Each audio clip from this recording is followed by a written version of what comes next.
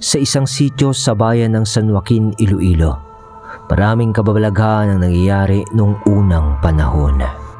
Ngunit sa loob ng sityong yun, may isang tao na gumagamit ng musika na kayang magpasaya ng mga tao. Ngunit kapag ang mga nilalang ay mula sa kadiliman, ang nakakarinig nito, itinuturing nila yung isang parusa at kamatayan.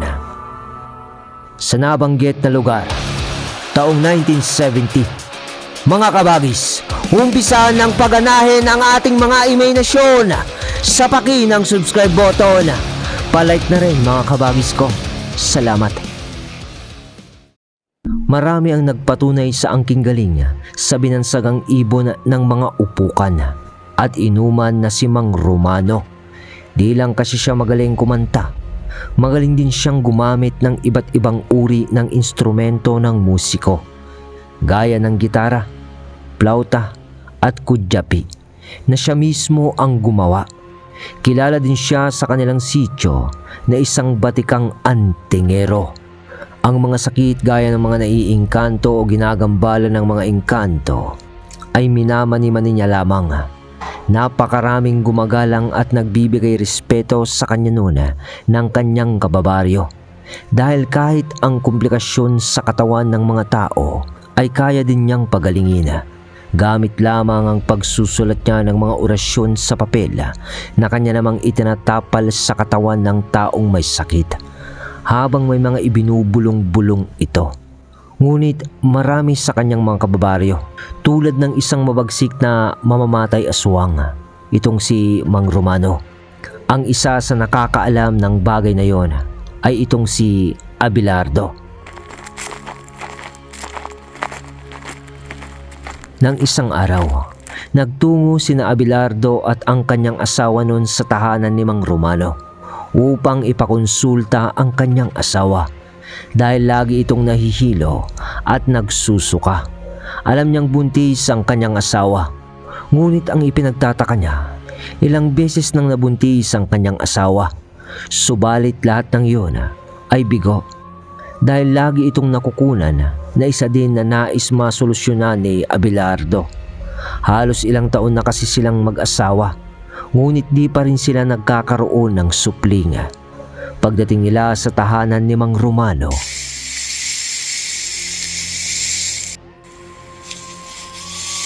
nadatnan nila itong may nililihang isang kahoy. Nalaman nilang isa pala yung plauta na pinakikintab nga ni Mang Romano.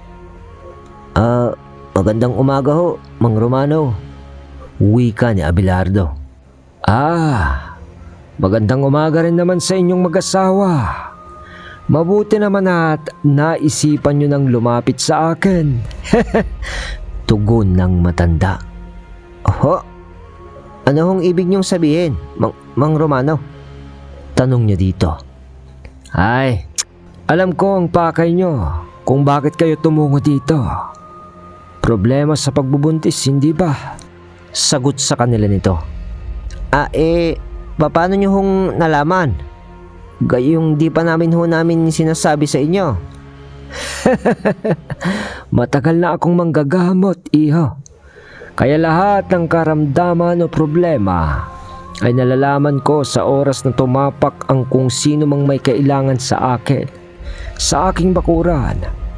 Wika ng matanda. Pagkasambit noon ni Mang Romano, hinipan nito ang kanyang plauta na kumikinang nasa kinis.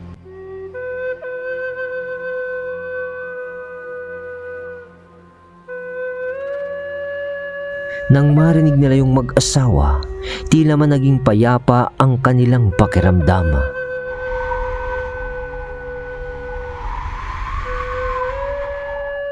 Sumimoy ng banayad ang hangin na waring sumasabay sa saliw ng tunog ng plauta. Makalipas ang ilang segundo, nagwika si Mang Romano ng, "Halina kayo. Nabati ko ng magandang umaga ang mga kaibigan ko. Pasok kayo sa kubo nang mabigyan ko ng lunas ang problema ninyo." Sambit ng matanda matapos nitong gumawa ng musikang nakakapagpagaan ng damdamin. Pagpasok nila sa kubo nito, nakita ni Abelardo ang gitara at kudyapi na nakasabit sa dingding ng tahanan niya. Kakaiba ang kudyapi at gitara ni Mang Romano sapagkat makintabang mga ito at kumikinang ang mga kwerdas na parang di ito kinakalawang. Habang nakaupo sila nun sa isang pahabang bangko, lumapit sa kanila si Mang Romano. Naupo ito sa harapan nila. Pagkatapos ay inutusan siya nitong itaas ang damit ng kanyang asawa para masuri niya ang tiyan nito. Nandun daw kasi ang problema. Kaya pala. Mukhang may laging pumapandaw sa mga magiging sanggol nyo. Iho. Halika, Abelardo. Ipapakita ko sa iyo kung bakit. Wika ni Mang Romano. Bagaman nagtataka at nahihiwagaan nun si Abelardo sa mga sinasabi ni Mang Romano, sumunod na lamang siya dito. Nag-orasyon noon si Mang Romano, tapos ay idinampi nito ang palad nito sa kanyang mga mata. Matapos yung gawin ni Mang Romano. Ngayon, iho, tignan mo ang tiyan ng iyong asawa. Wika nito. Pagtingin niya doon, nakita niya ang isang buhay na marka na di niya mawari kung ano. Ano ho yan, amang? Gulat na tingin ni Abelardo. Yan ang marka ng mga nilalang na kumakain sa tuwing nagkakaroon lamang ng sanggol ang tiyan ng asawa mo, iho. Sa makatuwid, marka ng aswang. At sa nakikita ko, nagdadalang taong muli ang asawa mo, iho. Ingatan mo ito. Mamayang gabi, huwag mong hahayaang makalingatan mo ang asawa mo. Di ko aalisin ang mga markang yan upang mahuli natin ang mga nilalang na gumagawa ng kawalangyaan sa asawa mo. O heto, dalhin mo ang tansong plauta na ito. Hipan mo lang kapag nakakaramdam ka ng di kaaya-aya. Wika ni Mang Romano kay Abelardo. Pagkakuha ni Abelardo sa tansong plauta, pinayuhan sila ni Mang Romano na ubuwi na. At bago naman lumabas silang mag-asawa sa tahanan ng matanda, bumulong muna ito ng orasyon na inihip niya sa noo ng kanyang asawa. Sige na, umuwi na kayo. Sigurado ako, magwawala ang kung sino mang aswang na gumagambala sa asawa mo kapag nalaman nila ang pangontra kong inilagay sa tiyan ng asawa mo. Sambit ng matanda. Habang papauwi sila, pinagmamasdan niya ang plauta na bigay sa kanila ni Mang Romano. Para sa kanya, napakagaling ng pagkakalilok ng plautang iyon. Pulido at sadya namang napakaganda. Dahil napaka-interesante ng plautang iyon, sinubukan niya itong hipan ng konting segundo.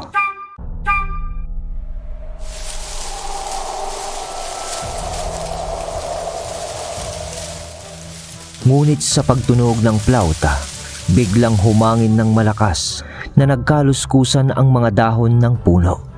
Napayakap sa kanya noon ang kanyang asawa nang makaramdam ito ng takot.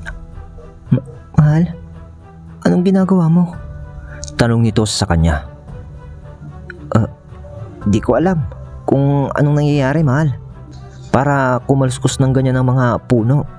Sagot ni Abelardo. Sakto namang may nagsalita sa kanilang likuran na isang boses ng matanda. Iho, nalimutan ko palang sabihin na huwag mong hihipan ng plauta kung di naman kailangan. Pero huwag kayong mag-alala. Mga kaibigan ang nakapalibot sa inyo. Uwi ka ng matanda. Kaibigan? Mga nakapalibot, amang? Nasaan ho? Wala na ho akong nakikita dito, maliban sa inyo at sa aming mag-asawa, tugon ni Abelardo. Tsaka ko na sila ipapakita sa iyo kapag natukoy na natin ang gumagambala sa asawa mo. Sige na, magmadali na kayo at baka abutin pa kayo ng dapit hapon sa daan. Mahihirapang manganak ang asawa mo kapag nagkataon. Muling wika ng matanda bago ito umalis. Dumaan ang gabi ng araw na yun. Wala namang kakaibang nangyari ayon kay Abelardo. Kinabukasan, pansamantala niya munang iniwan ang asawa niya upang bumili ng bigas sa tindahan. Wala na kasi silang pansaing ng araw na yun. Kaya naman lumabas siya at iniwan muna ang kanyang asawa.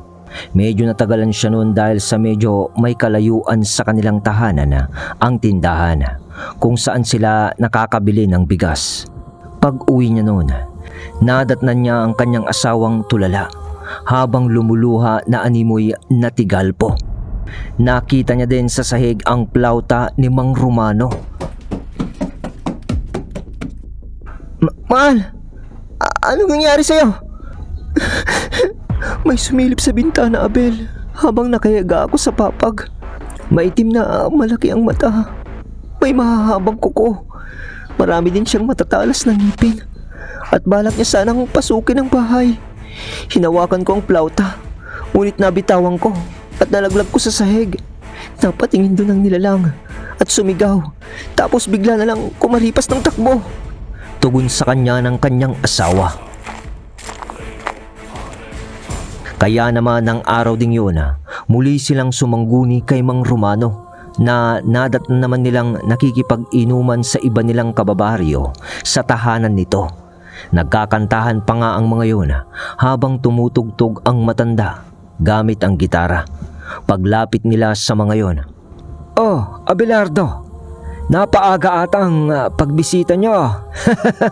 Bungad na wika ni Mang Romano. Oo. May nangyari ho kasing di maganda ngayong umaga lang, Amang. Mawalang galang na ho, ano. Napakaaga naman ata ng inyong inuman. Ano hong meron? Kaarawan niyo ho ba?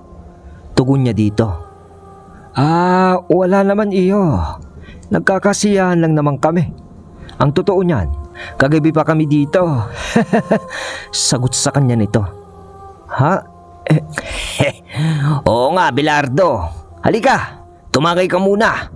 Uwi ka naman ng isa sa kainuman ni Mang Romano. Para naman sa pakikisama, tinanggap ni Abelardo ang tagay. Matapos niya yung tunggahin, kinausap niya si Mang Romano ng sarilinan. Matapos niyang masabi ang nakitang nilalang ng kanyang asawa, sumagot naman si Mang Romano ng, Matrikulon ang nakita ng asawa mo. Mahilig talaga sila sa mga isisilang pa lang na mga sanggol. Buti na lang di nila nagawang pasukin ang bahay mo. Bueno, mamaya, bago humapon, asahan mong darating ako sa inyo. Ang plauta, dala nyo ba? Huwag kayong aalis ng tahanan nyo nang hindi nyo ito dala, ha? Sambit ng matanda bago umupong muli sa inuman. Pinayuhan siya nito na hipa ng plauta pagdating nila sa bahay nila na sinunod naman ni Abelardo.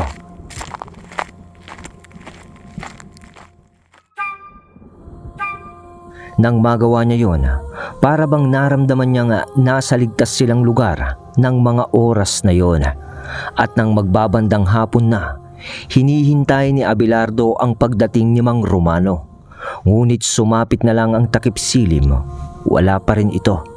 Sa kakahintay niya nga sa matanda, maya-maya lang, nakarinig siya ng malalalim na paghinga sa labas ng kanilang tahanan.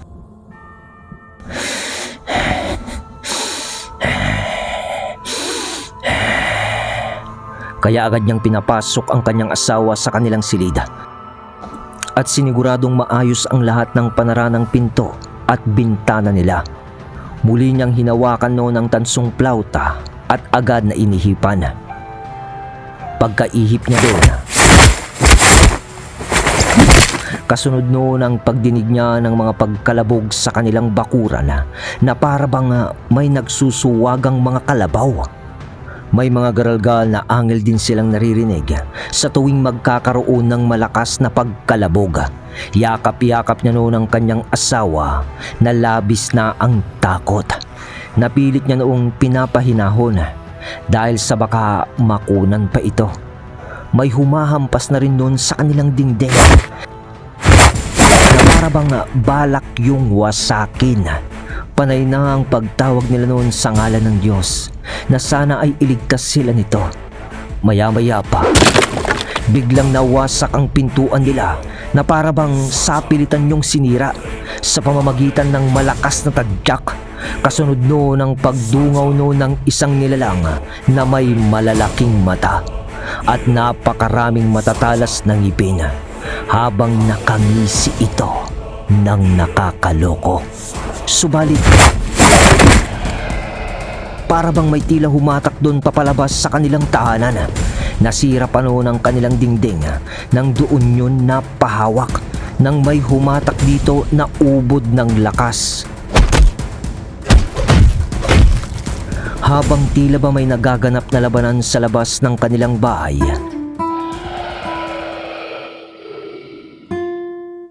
may narinig silang mag-asawa na tunog mula sa gitara.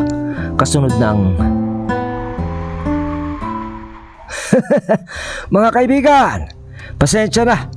Medyo nahuli ako ng dating. At kayo naman, na mga kamukha ni Satanas, dito pa talaga kayo ng gulo sa lugar ko, no? Uwi ka ng tinig ni Mang Romano na medyo may amats pa. Pagsilip ni Abelardo sa siwang ng dingding ng kanilang tahanan, nakita niya ang matanda na nakatayo sa harapan ng 5 maiitim na nilalang na magkakamuka. May mga malalagong balahibo ang mga iyon at naamoy niya ang nakakasulasok nitong baho. At sino ka naman na matanda ka? Tanong ng isang nilalang. Nang mga oras na yon, halos mamilipit na sa sakit ng tiyan ang kanyang asawa. Sa tingin na Abelardo, dahil lang yun sa mga nilalang na gumagambala sa kanila. Ngunit nagkamali siya.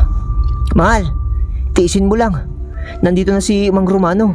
Sa oras na mapaalis na niyang mga nilalang, sigurado ako, mawawala na rin yan ang pananakit ng iyong tiyan.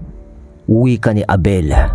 Nang tugunin naman ni Mang Romano ang tanong ng matrikulan, kasunod noon ang pagbunot niya ng plauta mula sa kanyang tagiliran. At ano naman sa tingin mo ang magagawa ng bagay na yan, tanda? Papasayawin mo ba kami? Nangiinsulto ka ba? Ha? Sambit ng isang nilalang kasabay ng pagsugod ng mga ito kay Mang Romano. Ngunit nanatili lang sa kinatatayuan si Mang Romano at nanghipan nito ang plauta na naglikha ng magandang saliw ng musika. Biglang napahawak sa kanilang mga tenga ang mga nilalang. Ano ba yan? Itigil mo yan! Hiyaw ng isang nilalang. Ngunit, Abelardo, di ba nais mong makita ang mga kaibigan ko? Huwag kang kukurap, iho. Sambit ni Mang Romano kay Abel na kinausap ng saglitan.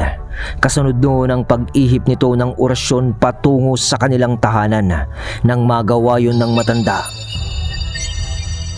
Panandali ang may sumilaw sa paningin ni Abelardo.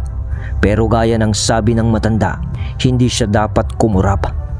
Maya-maya lang, nang maalis ang kung anong liwanag na sumilaw sa kanyang mga mata, hindi lang ang mga matrikulan ang kasalukuyan niyang nakikita. Tumambad din sa kanyang paningin ang iba't ibang uri ng engkanto na nakapalibot sa mga aswang. Nang itigil ni Mang Romano ang pag-ihip sa plauta, ay siya namang pag-angil sa kanya ng mga aswang.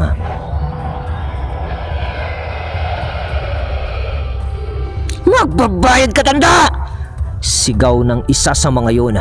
Sabay sugod ulit ng mga ito kay Mang Romano. Ngunit nang muling hipan ni Mang Romano ang plauta,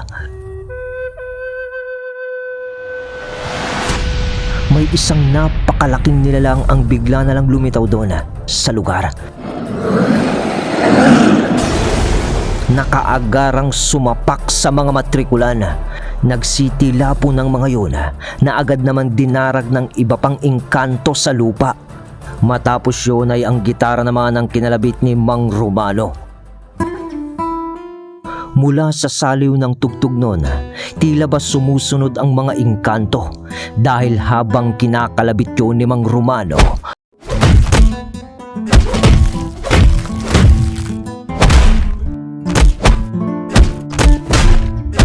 walang tigil na binubugbog ng mga engkanto ang mga matrikulana na halos maging lantang gulay na dahil sa dami ng sumasapak at tumatadyak sa mga ito.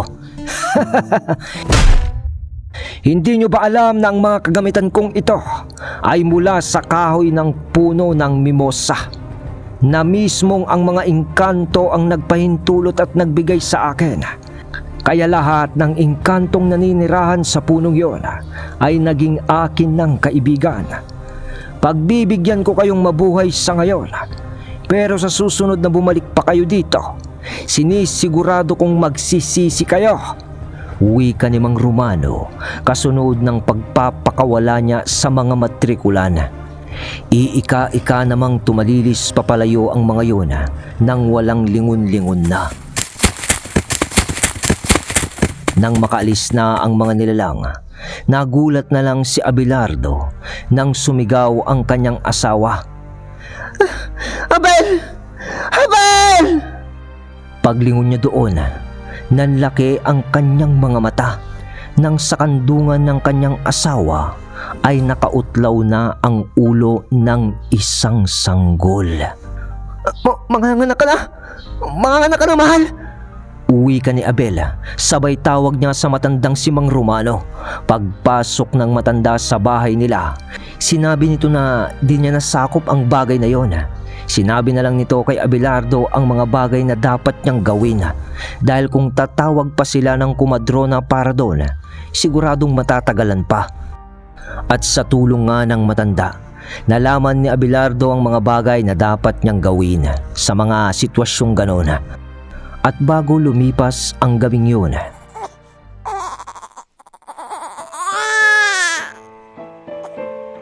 tagumpay namang naisilang ng kanyang asawa ang una nilang supling. Laking pasasalamat nila noon kay Mang Romano dahil sa tulong nito, nagawa nilang itaboy ang mga nilalang na nagiging dahilan ng laging bigong pagkabuntis ng kanyang asawa.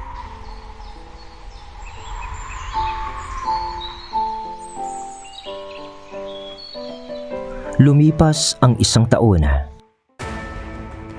Nawala na sa isipan ni na Abelardo ang mga nangyari sa kanila dahil sa parusang natamo ng mga yon kay Mang Romano. Inakala nila na di na sila gagambalain ng mga yon.